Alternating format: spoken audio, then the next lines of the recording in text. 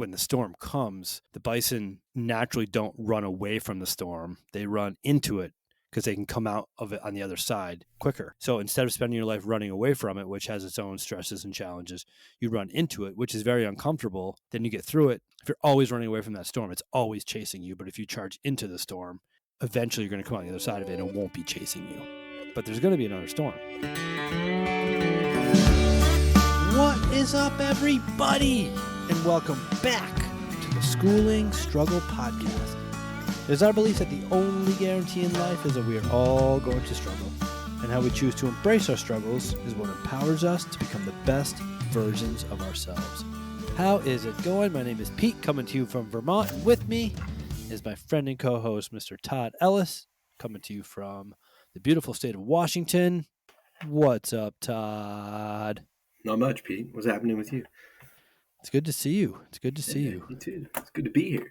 Hey, thanks for having me. Same.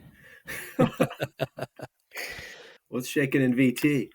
Oh, man. I feel like there is a whole bunch of challenge going on around me. In the last couple of weeks, I've learned of friends, family members, and all sorts of people suffering from different terminal illnesses. Ooh. Cancer and liver stuff and all sorts of stuff. Had a friend pass away in the last 2 weeks. It's just been kind of sitting on my brain quite a bit.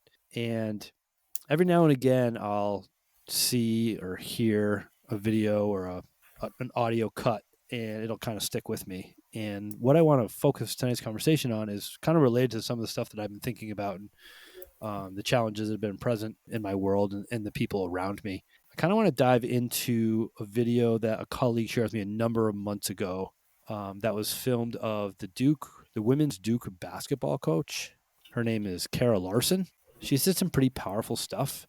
And I think before we go anywhere or any further in the conversation, I'm going to drop the clip of that in there so the listeners can hear it. And then we can share our thoughts and perspectives on it. I think that'll just kind of help me with kind of where I'm at navigating some of the challenges of the people around me right now. I'm going to attempt to do that, to drop that clip in. Then we'll go from there. Drop away. For the listeners out there, the clip is about 2 minutes and 40 seconds. So less than 3 minutes for your listening pleasure. Kara Lawson, the women's Duke basketball coach, talking about doing hard better. I was talking with Shay a couple days ago, and one of the things we talked about was how we all wait in life for things to get easier. Think in your own life, if you've waited for something to get easier. Oh, I just got to get through this and then it'll be easy. I just got to get through preseason and then it'll be okay. I've just got to get through my junior year of high school and then the classes are going to get easier. Or I've just got to get to my spring of my senior year of college and it's going to be easier. It's what we do. We wait for stuff to get easier. It will never get easier. What happens is you handle hard better. That's what happens. Most people think that it's going to get easier. Life is going to get easier. Basketball is going to get easier. School's going to get easier. It never gets easier. What happens is you become someone that handles hard stuff better. So that's a mental shift that has to occur in each of your brains. It has to. Because if you go around waiting for stuff to get easier in life, it's never going to happen. And then what happens? Oh, it's so hard. Oh, I can't do it. Oh, I don't know when is it going to be easy for me? Oh, it's easy for other people. It's not. It's hard. And the second we see you handling stuff, handling hard better, what are we going to do? We're going to make it harder. We're going to make it harder. Because we're preparing for you for when you leave here. Not just basketball and life. And if you think life, when you leave college, is going to be all of a sudden get easy because you graduated and you got a Duke degree, it's not going to get easier. It's going to get harder. So make yourself a person that handles hard well. Not someone that's waiting for the easy. Because if you have a meaningful pursuit in life, it will never be easy. If you're trying to win a championship, if you're trying to have a family, ask your parents, do you think it was ever easy for them to raise kids? Karen, is it easy? It's not.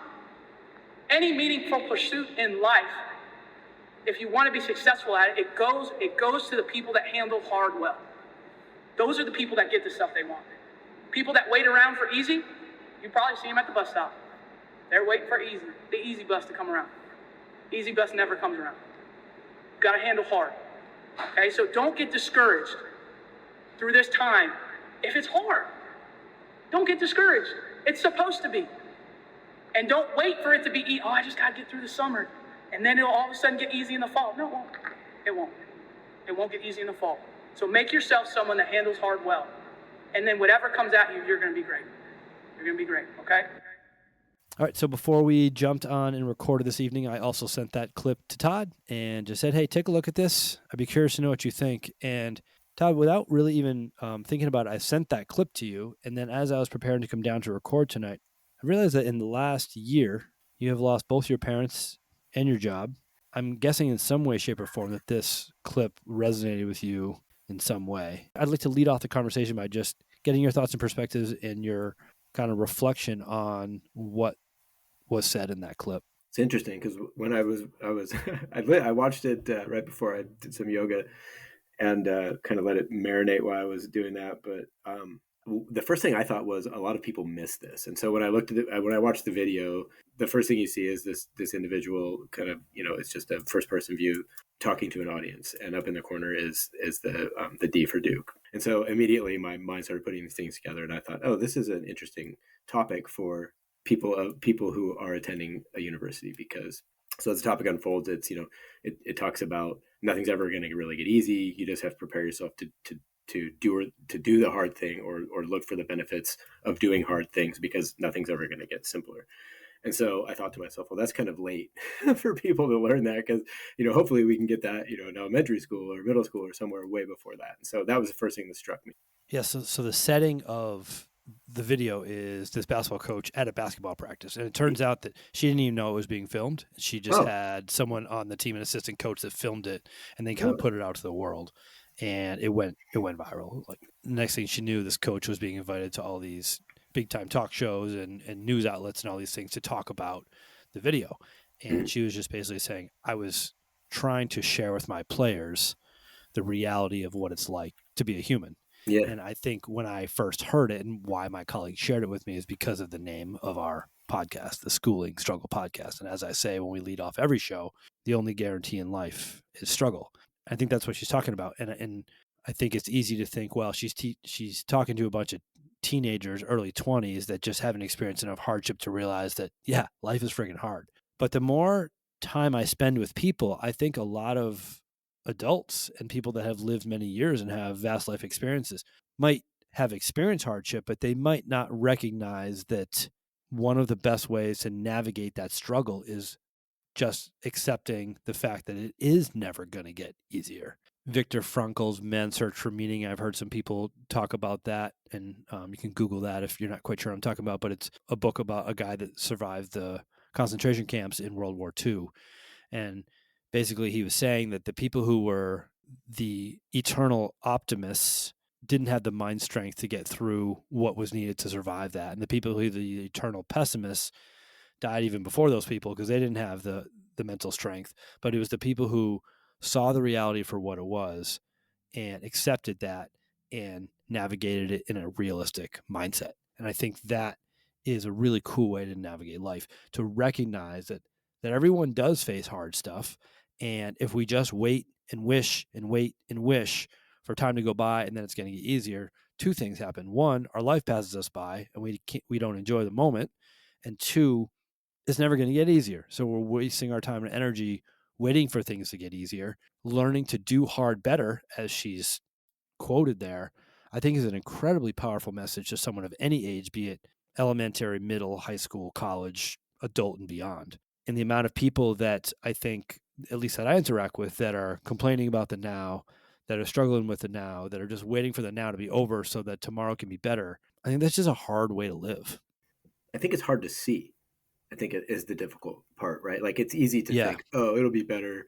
I hear this all the time. Like, oh, once I win the lottery, everything will be better. Oh, once I get this job, everything will be better. I mean, there's a million examples that we have heard, or we've said ourselves, or whatever in life. But I think, and we often talk about this, but it's having the awareness, or having somebody shine a light on that point that, no, it's actually not going to get any better, or, it'll be different I mean, it may or may not be better, but it would be subjectively different, right? At some point.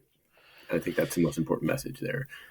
Yeah, I think the difference for me there, Todd, is better doesn't necessarily mean easier, right? Like, and the way you're shaking your head, you may or may not disagree with me. So, what if someone is facing a challenge and that challenge is removed from their life, it may be better, but there's going to be another challenge. So it's not going to get easier, or we shoot for that next thing, right? Like, I'm going to get the promotion. Once I get the promotion, my life's going to be better. Yeah. Well, you get the promotion and then everything comes to an equilibrium and you have a new normal. Yeah. And things will get better when you get the next promotion. Yeah, and you get that next promotion. Then everything comes to equilibrium and things will get better. And things actually maybe are getting better. Well, you can access the things you think you want to access, but then we just think about the next thing. So it might get better, but it doesn't necessarily get easier because we kind of assimilate to the circumstances we're in, and then things happen and it gets more challenging. Yeah. And I think that's what we're saying is like there are many people out there that have wealth beyond anyone's imagination as far as financials go, but their life's not easier. Yeah. They're not happier. So no matter where we are or what we do, there's going to be hardship, and embracing the hardship is, I think, the most fulfilling way to go about it, but it's friggin' hard to do. Yeah. Yeah. And I think we're saying similar things, but I think it's seeing it for what it is. Some of the Stoic book, like the only way out is through, right? Like that's a very hard mindset to conceptualize if you're always against something that's difficult. And I think, it's kind of like iron sharpens iron. It's the same kind of situation. Is you have to be able to realize this is an opportunity for me, and accept this is an opportunity for me to learn something from this hardship, and I'm going to go into it, as opposed to I'm going to sit on the couch because tomorrow's going to be easier for me to do X, right? Yeah. So it's hard. It's definitely hard for sure. And when I use that analogy of the bison on the plains, that into the storm reference, when the storm comes, the bison naturally don't run away from the storm. They run into it because they can come out of it on the other side quicker. Yeah. But so instead of spending your life running away from it, which has its own stresses and challenges, you run into it, which is very uncomfortable. Then you get through it, but there's going to be another storm. Yeah, so just because they run into the storm doesn't mean their life is easier. It's just they're not spending as much attention running away from the thing and constantly always running away from the thing. If you're always running away from that storm, it's always chasing you. But if you charge into the storm, eventually you're going to come on the other side of it and it won't be chasing you. And I think that's an important thing to remember. Yeah, for me, it boils down to how do you teach that, right? Like how do we take all these lessons that we learn, that you and I talk about, that we glean from other places, but how do you teach that, right? Like you're a teacher. Are you able to teach that, or like what are the steps to teaching that? So it's funny that you say that, and I didn't prompt you to say that in tonight's conversation, but I did some digging when it comes to this particular video and this particular focus. I found some really cool stuff online that people had kind of gleaned from it, and I think that as I start a new semester next week with brand new students in my mindset class, my Better Than Yesterday class, I am going to share with them some of the stuff that I found that I'll share with you and the listeners right now. Will you walk away from this having learned everything that I would hope that you'd learn? Probably not. But these are some of the takeaways. If you're saying to me, how would I teach it? Like, this is how I might share. So some of the stuff that I dove down came up basically like 7 points. So we'll call this the 7 aspects of facing the hard stuff, or doing hard better, as the coach says. Could we call it the hard sevens? The hard 7, yes. 7 up. So number 1 is what you and I talk about every single episode, and is what this podcast is based on, is everyone faces hard stuff. That's the foundational piece for this all. Like, the only guarantee in life is the challenge, is the struggle. We are going to be facing those of all different sizes and complexities. And something you said earlier about like, oh, my life will get better once I win the lottery. Oh, my life will get better once this big thing happens. But I think we also navigate our day to day. Just can't wait for this thing to be over, whether it's the rain. Oh, it's raining today. Things will be better for me when it stops raining. Oh, I'm sitting in class. Things will be better for me 43 minutes from now when class ends. Oh, I'm doing this horrible work shift. Things will be better for me in 5.5 hours when I get off of work. Yeah. It's also these little compounding things, not just the big things like, oh, my life will be better when I get out of poverty. Oh, my life will be better when this person is extinguished from my life. So there's a little stuff too. My life will be better when this little or this big thing is no longer in front of me, right? So everyone faces hard stuff. And then I think a really good takeaway from this video is, and part of the reason why the video went viral when I started doing research is people said, you know what? I'm just out here living my life, doing my best, and I don't have a coach. It's actually kind of cool to have a coach. Mhm. And even this coach, I might not be playing for the Duke women's basketball team, but this 2.5-minute video in some way reached me because without intending to, she was coaching me. So we all seek positivity, encouragement, and inspiration in others in some way, shape, or form to be our best versions of ourselves. And I think mentors provide this. So how can we set up our lives that we can find people that challenge us and care about us in ways that help us be our best selves? And we can call those people whatever we want, coaches, friends. I think having those people in our life is huge. And it's very easy to keep distance from the people that hold us accountable. And those people sometimes make us uncomfortable. There's several people in my life that hold me accountable for things without even knowing. They don't even know. They're like wives of friends. And I'm like, I'd rather not be around that person. Why? Because they make me feel like I need to hold myself accountable inside. And that's not Interesting. comfortable. But those people make me better without even knowing. Huh. I think we all need a good coach. And I would even go one step further and say we all need several good coaches. In the last episode that Doug and I recorded, we talked about show me the people that you spend the most time with, and I'll give you a pretty good indication of what your life looks like. So the people that we surround ourselves with really, really matter. That's number 2. We all need a good coach. Number 3, and this was clearly stated in that clip, is that life is not going to get easier, and that's okay. And I think that's something that I've struggled with. My mom is a devout listener to this podcast. She listens to every word multiple times. But my mom was quick to hide the hardship from us as kids because she didn't want us to have to experience it. And I grew up thinking that hard stuff was bad. And I don't think we can put a qualifier on that hard is bad or good. Hard is, but that's okay. So instead of, I just need to get through this stuff. Everything will settle down in a little bit. When stuff settles down, then I can start to move myself forward. And once we understand that we can handle things the way they are, that really liberates us and frees us to live a life that we want to live. And as she says in the video, that's a mental shift that has to happen for us to get stronger. We have to be willing to know that we can handle the hard stuff in our life. Yes. I just keep thinking all these things. I don't want to take you off track, but I have so many questions and remarks, but that's all right. So do you want to just give me the questions and remarks now, or do you want me to get through all 7 of these points? You should go through all 7, and then we can touch back. All right. So life won't get any easier, and that is okay. That's number 3. Number 4, strength fuels us to handle hard. So if I handle hard better when I'm stronger, how do I get strong? That's the question, right? And the analogy that I will always use as long as I'm on this earth is fitness. I'm deconditioned. I can't run. Walking is uncomfortable. And I go out and I go around the block once. That is going to hurt. That's going to be uncomfortable if I push myself to an intensity that has me venture outside of my comfort zone, regardless of what my fitness level is. My heart rate goes up. My breathing is heavy.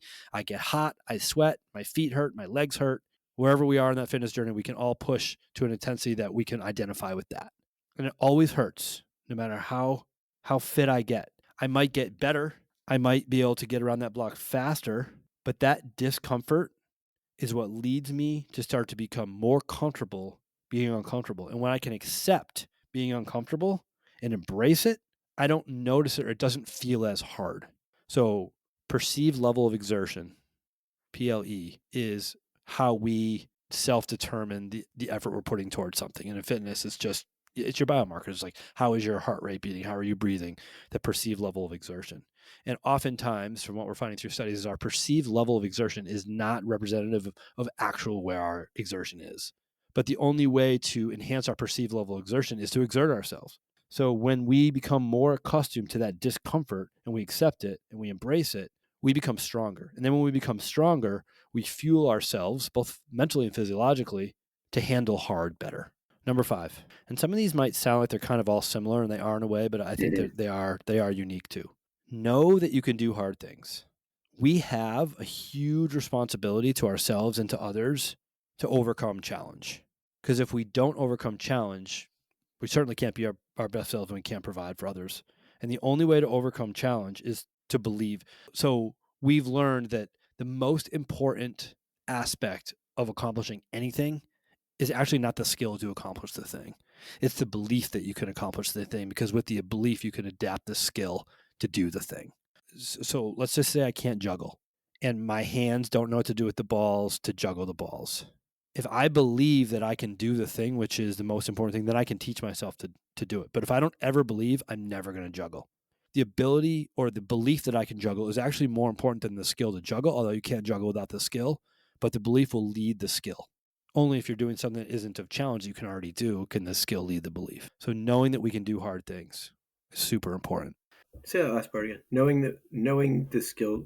What did you say there? When something new or challenging, the belief has to lead the skill. We have to have the belief that we can do it to take on the challenge of the skill to accomplish the thing. If we can already do the skill and we don't need the belief, then it's not a challenge. We can already do it. I see. Number 6. Number 6 is a little bit different, but in her video, one of the takeaways is we must support our future leaders. So those of us who are in contact or in orbit with young people, either we're parents, we're coaches, we're teachers, we're just in society, we have a responsibility to help cultivate future leaders by living this out, by sharing this message, by striving to instill a belief in young people that they can do things. And that's a $1 million question, is how do we do that? Right. And I have my thoughts and perspectives on that. Mm-hmm. It comes first by forging a connection with them first. And then the last piece is just, in order for us to do any of this, self-care is absolutely necessary. So, man, in so many facets of my life, the books that I'm reading, the conversations I'm having, the podcasts I'm listening to, the movies I'm watching, the videos I'm seeing right now, it all seems to be like centered on the same things: mental and physical health, and how insanely important that is, how crazy important it is to get good sleep, how crazy important it is to drink water, the negative impacts of what's the term I'm looking for? I don't know. Blood sugar. Your blood sugar, the blood sugar in our body, the importance of positive connections in our life. Like, these things just keep circling and coming back to me in so many different ways.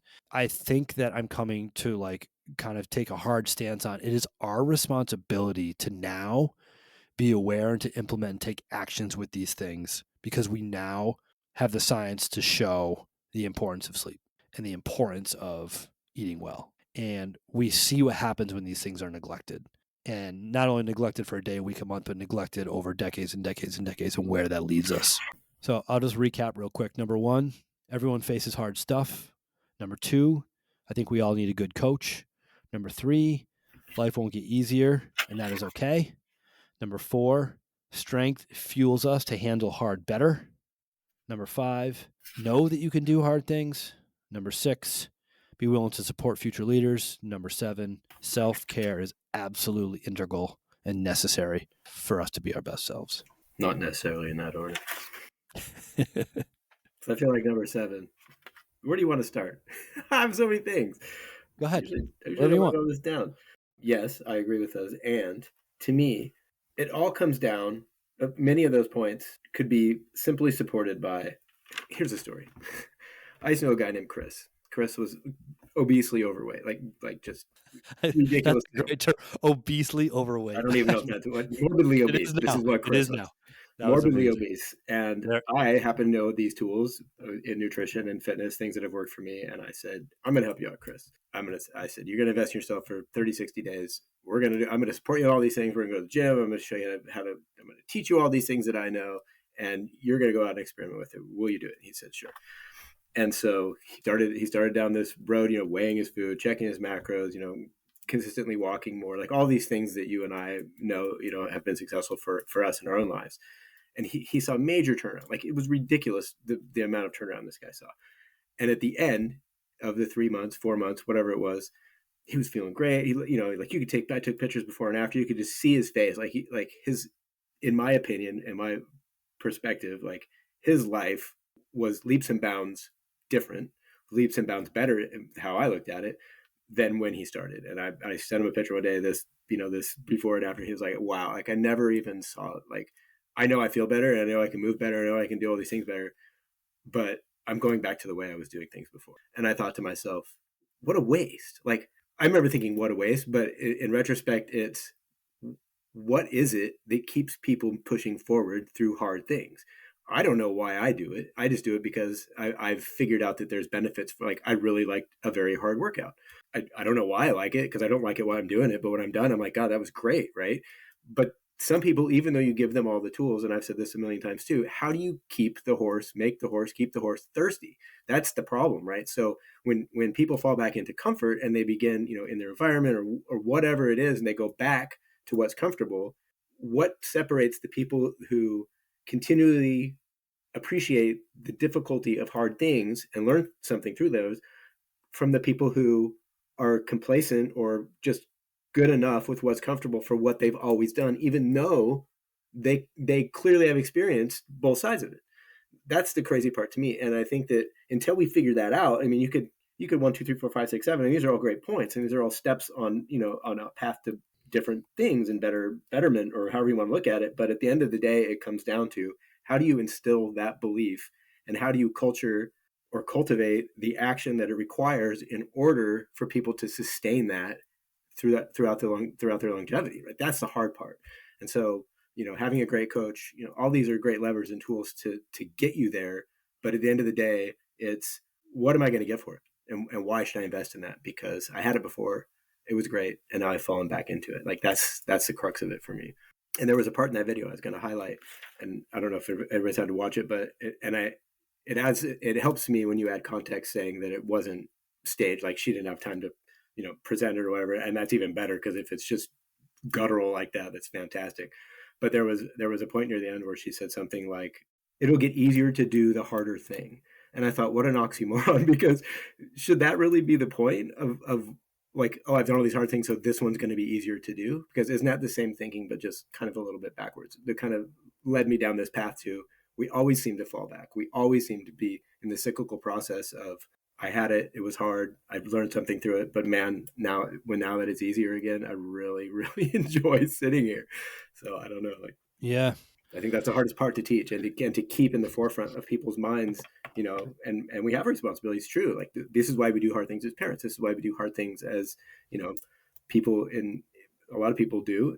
They go out and they work at a nonprofit because they want to make an impact for people where something else isn't working. Right. And I think that if we could focus all of our attention and all of our efforts on making sure that we do our best to make that lesson stick, and ensuring that it is something that's not easily, but maybe easily approached. And then, and like Atomic Habits, you win one, you stack it up, you win one, you stack it up, and then it keeps them going with that momentum. Yeah, I think it's also easy for us to judge based on our paradigms what we think other people, if they're doing hard things, right? Like, I can have, and I do have, a fitness class where I have a number of kids come in every single day and just absolutely crush it. Like, I don't know if they're sick. I don't know if they're stressed out. I don't know if there's anything going on in their life, because they don't share that. They just come in as robots.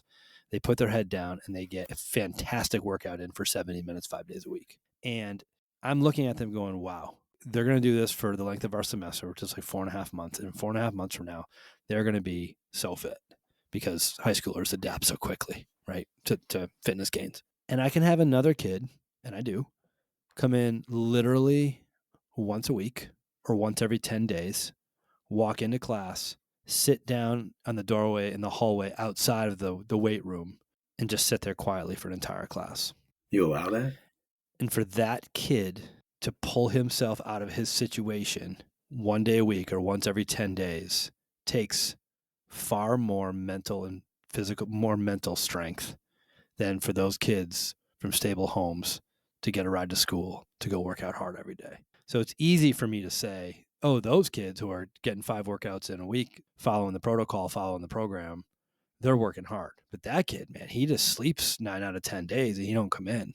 But the amount, what he's surmounting, or the obstacles that student is overcoming, no one in their life telling them they have to get up, no one in their life telling them they have to go to school. It's easy to just sleep in another day. That's an incredible amount of obstacle for that person. So I think what I try not to get caught up in is, oh, that person is doing hard things, that person's not, because people are doing hard things in their own right. And this is tough, There's many different facets to ways to look at that. Like, oh, that person saves a lot of money. Well, maybe it's easier for that person to save money than for that person. So I just think that's something to be aware of and compassionate about when we're looking at other people. And then I guess the other piece is, and maybe this, this plays into the anecdote that you gave about your friend, but like, does the end justify the means? And for you and I, it does. Like, we're in our mid to late 40s and we enjoy a hard workout, and we take something away from that makes us fuel to come back and do it again. But maybe some people don't. They feel the effort I'm putting into this thing is just not worth it. We see that in relationships all the time. We see that in careers. We see that in different aspects of life. So like, when it comes to doing the hard thing, like, A, what is hard to us, and B, how do we apply that to our own situations? Yeah. Yeah. Good points. Yeah. I think the answer is like you hinted at the beginning. I don't know if you have a different talk track about it, but the connectedness, right? Like understanding the kid in the hallway. Like, what is hard for you? And is this difficult? Because, maybe I could show you something for the next 20 minutes that, could have you feeling really good and be able to, say I went there and I got something out of that. And maybe that will lead to something, or at least exposing opportunities and paths where what you came with and you're sitting in the hall doesn't have to be your reality, especially during my class, right? Like, we could forge a different relationship. I don't know. Yeah. And it is a fitness class, and you ended up in this class somehow. Either you chose to be here or a counselor put you in here. But the reality is, this is a fitness class that has a performance-based approach. But what if pulling yourself out of that situation and coming to school and sitting in the hallway for 20 or 30 minutes silently by yourself, not on your phone, is the only silent time or the quiet time you have for yourself in your life? For sure. That is your fitness. Yeah. It's just a sliding scale of fitness, right? Like, what does that mean to somebody? Mental fitness. Not doing box jumps. You know what I mean? Like, it's a completely different paradigm. Yeah. So. I think that if we were to ask people, are you doing the hard thing in your life? They will reply, yes, I have this barrier. I'm trying to overcome that. And they truly believe in the heart. Like, this is what I'm battling with. And getting started is the hard thing, or whatever the hard thing is. I can't speak for you, but for me, doing the hard thing yields a positive result down the road. But if I don't see a positive result from that hard thing is probably not worth doing, right? Like, it would be very hard for me right now to learn to speak Vietnamese. I know that because I lived in a country that spoke Vietnamese. But spending my time and energy on learning to speak Vietnamese is not going to yield an outcome that I think is worth putting the time in. Yeah, it has to have utility, right? There has to be something useful. I see the utility in eating well. Some people might see eating well the same way I see Vietnamese. I view exercise as having a utility. Some people might see exercise as the same way I see Vietnamese. So we're all challenged by stuff. We're all working through stuff. I like to say the only time we're failing is when we stop trying. How can we just keep putting one foot in front of the other? And that's the hard thing. Yeah. I think that I've been reading, thanks to you and Wild Bill, I've been listening to a lot. When I say reading, it's usually listening. So just so we're clear on that, I've been listening to a lot of books on triggers, and it's very interesting that you said that, because it's difficult to know what is going to be of utility until you like really understand what drives you. We've talked about values before, right? And I think maybe that's the entry point is, and I probably shared this with the listeners before too. I was well into my, late 30s, early 40s before I actually realized what values were and the role that they played. Like, I bumbled through life thinking, oh yeah, this is my value, that's my value. And it wasn't until I sat down with a therapist that I was like, oh, this is what values are. And now I was just thinking about this earlier. It's like, what is the work that I want to do next? Well, it has to align with my values. If I didn't know what my values were, or even have an idea of what that meant, I would just be still bumbling around doing who knows what, trying to figure out, instead of having some sort of compass. So maybe that's a different way to flip it, is let's invest on people understanding the fundamentals of what it is that runs your mind and runs your actions. And when you get a hold of that, then you can look at it and go, oh, I sat in the hallway because I needed a pause, right? I needed to unwind or think about the last class or whatever it is, right? But I know I'm going to move forward in this way because these are the things that are important to me. These are the things that predicate my actions. I think it's very important that we do. If I would have learned that in, anywhere in elementary, anywhere in the lower grades of school, I would have been way better off. I also think too, the challenge is the biggest motivator is progress, right? So if I do the small thing now, I don't see any progress. Like, my life doesn't change if I do a workout today, but it's stacking those workouts for days, weeks, months, years where you start to see that. Sometimes though, right? But Like, doing the hard thing right now, if it doesn't yield anything, is hard to keep doing. And do you ever and think? you don't see the utility in it. Do you really think that? Like if you go do a hard thing, something that you don't want to do. Let's say you overcome something that has been nagging you for months, and finally you're like, you know what, I'm just going to start. And so you start doing it, and then at some point along the line, do you feel like, yeah, I'm doing the hard thing? Like, in and of itself, that's what the challenge was. Like, I never started. It's easier than I thought, and now look at me doing the hard thing. You ever feel that way? Even though it doesn't have utility, just because you know you should have done it, or it could have got done. I would contend that anytime I do the hard thing is utility, because like we said, that builds strength, and strength fuels me to believe that I can handle things better, and having that belief in myself is big. So like a bunch of those hikes that I went on, or fishing for salmon in Alaska for a summer, riding my bike across the country, those things in themselves, they were just things, but what they instilled in me was huge, right? Yeah, but did they have utility though? Like, what utility did riding your bike across the country do? Tons. No, I mean, but no, in retrospect. But when you were doing it, did you embark on that because you knew there was going to be something out of it, or were you just like, I'm going to ride my bike and we're going to see? It was 20 something. But what I'm saying is, as far as life changing or transformational effects, doing the thing once in a bubble or in a vacuum. Yeah. If you don't feel the utility in it, doing it, it's going to be hard to keep doing it. Yeah. I see. Oh, yeah. Yes, I understand what you're saying. I think that there's something else there. I think that it's like me taking out the garbage. It's like me. Recently, I've started just creating these lists, and I've always known that you could create lists and just knock things off and get a little dopamine hit out of it. I never really did it before, and now I'm like, oh, look at me crushing it by 6 a.m. because I've had 33 ounces of water and I made some breakfast. But it's that I don't see utility in it until I feel the zing, like the emotion of it, and then I'm like, yeah, look at me, I'm crushing it today. It's only 7 o'clock. And then the rest of the day just takes on a whole new outlook, as if I didn't do that. And I don't really see utility in it other than how it makes me feel. But I think that there's somewhere in there that says this could be your entry point to doing hard things. Here's the utility in just getting something out of it emotionally by doing it. You know what often happens is we'll have these conversations and I'll go back and edit them. Mm-hmm. And then I'll realize, no, you always edit them because I don't know. I didn't respond the way that Todd was asking, or I didn't get what he was asking. And then I will, when I'll edit it, and I'll be like, oh, that's what he was asking, but I didn't. It's too late for me to answer that way now. And I'm wondering when I go back and edit this, if I'm going to have a completely different response. Oh. So let's say you got those 3 things done before 6 o'clock this morning. Yep. And the fact that those 3 tasks in and of themselves, if they got done or didn't get done, the trajectory of your life might not change. Absolutely. But if you get up every morning and you do 3 things right out of the gate, there it is. The trajectory of your life changes. Yep, absolutely. Yeah. But that's what I'm saying. Like, how do you build those things, right? How do you first move the muscle, and then how do you begin to realize the utility of moving it over and over and over again until it becomes something you see? To me, the response to that is that goes back to one of our very first episodes was habit over everything else. Like if it's habit, you do it. If you need to be motivated to do it, you need to be motivated to do it. When you're not motivated, you're not going to do it. Yeah. We just can't kind of keep talking in circles when it comes to that. Yeah. Cool. Whew, that went by quick. Yeah. I mean, I could think about that all day. It's so interesting. There's so many little nuances of like where it can be found for different people and what pulls them in that direction. It's just very interesting to me.